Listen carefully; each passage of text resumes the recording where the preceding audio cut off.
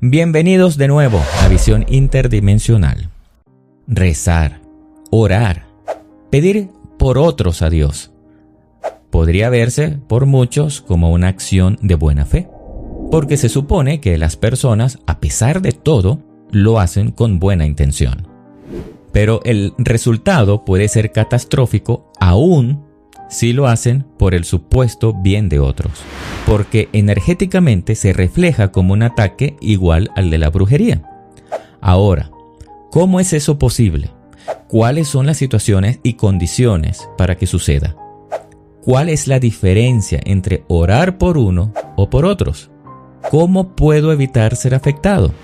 Quédate hasta el final del video para saber todas las respuestas, sobre todo si eres devoto. ¿Cómo es posible? Si estás familiarizado con el contenido de este canal, no hay duda que toda petición, rezo, oración que hacemos a personajes supuestamente divinos o superiores no es más que establecer un contrato energético o un pacto con un ser interdimensional que tiene la finalidad de depredar a la persona como esencia. De modo que involucrarte con estos personajes no es beneficioso para ti a nivel físico o para tu existencia en esta realidad. Por ejemplo, si eres devoto a una religión donde le pides a Dios, Santo, Virgen, Mesías, etc., en realidad es como si estuvieras solicitándole a un demonio desde el punto de vista de tus creencias, debido a que todos estos personajes son fachadas que se usan como interfaz entre tú y esos seres, creando un vínculo energético con ellos, que consumirá y contaminará tu energía. Esto es lo que sucede cuando uno lo hace a modo personal. Ahora bien, ¿qué sucede cuando solicitamos por otras personas? Solicitar por uno o por otros. La diferencia. En un video les compartí que en una ocasión cuando mi mamá oraba por mí, me envió en realidad a una entidad.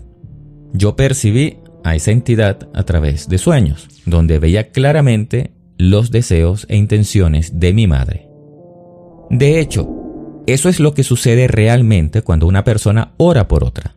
Se le envía a una entidad para que supuestamente le haga la petición. Esto obviamente va a traer consecuencias para ambos. Para uno, un contrato. Y para el otro, una entidad molestando o haciendo cualquier cosa menos la petición. Bueno, depende de lo que haya dado a cambio.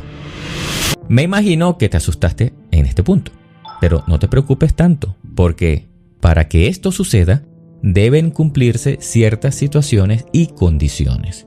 Cualquiera no puede venir a hacer esto alegremente para que realmente te afecte. Todo depende de la persona y también de tu condición energética. Así que tómalo con calma y relájate y presta atención. Situaciones y condiciones para que te afecte. Muchos brujos dicen explícitamente que para que un ataque por brujería haga efecto, debe provenir de alguien que conozcas, que odies o aprecies. No es el mismo efecto o no tiene efecto cuando lo hace un desconocido que no significa nada para ti ni tiene relación contigo.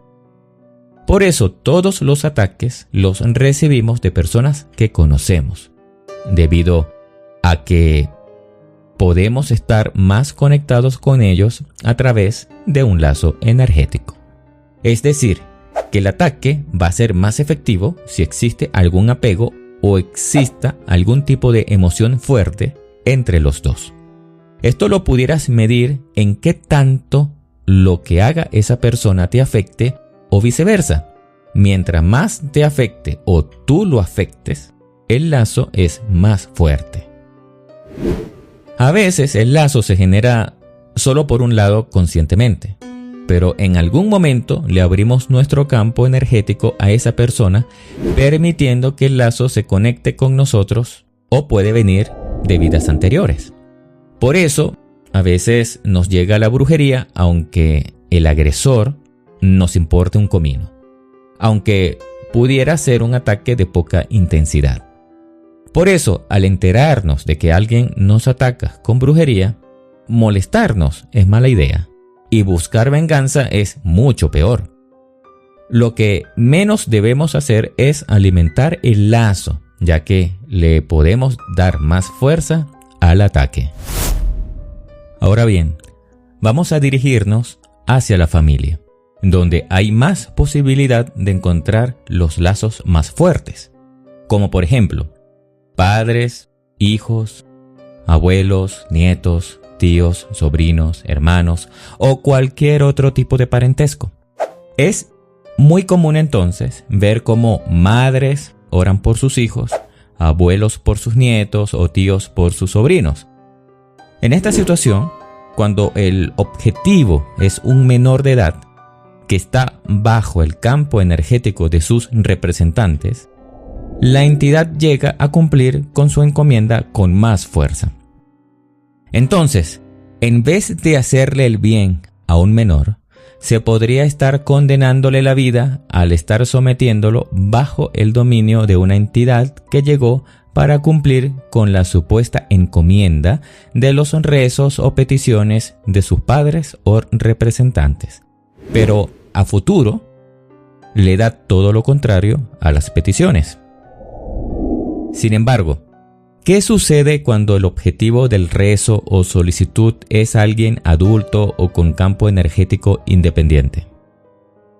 El resultado depende de qué fuerte es el lazo y del nivel de interferencia arconte que tenga.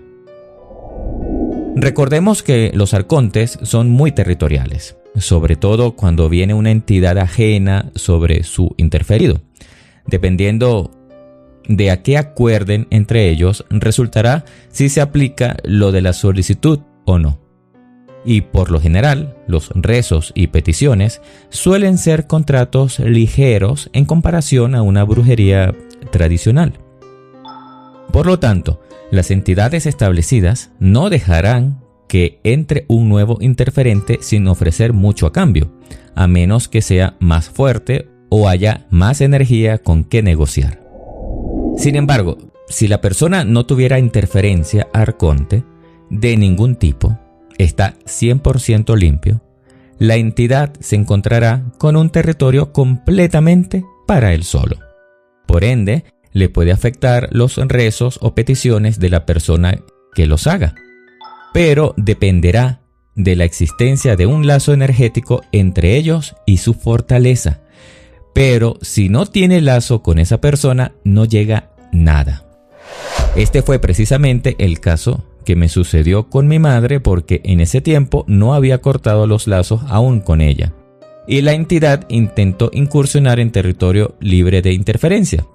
Actualmente ella sigue rezando por mí, pero ahora yo no siento ni percibo nada de esos ataques, porque no me llegan.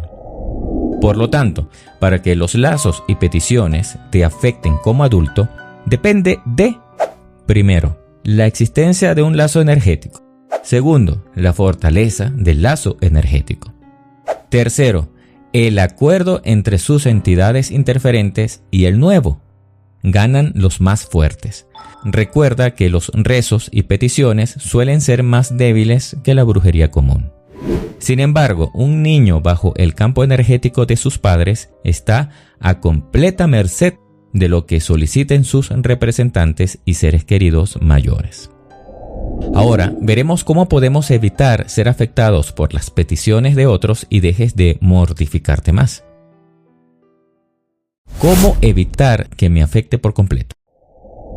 Es simple, todo esto sucede es a través de los lazos energéticos.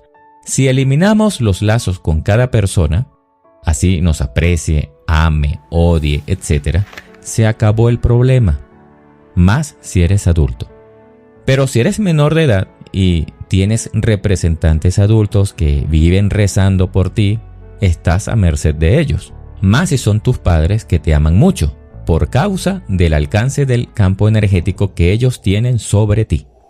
Este caso es difícil, ya que el menor tendría que por él mismo hacer corte de lazos o que uno de los padres directos lo haga, pero por lo general son ellos mismos los principales afectadores del menor.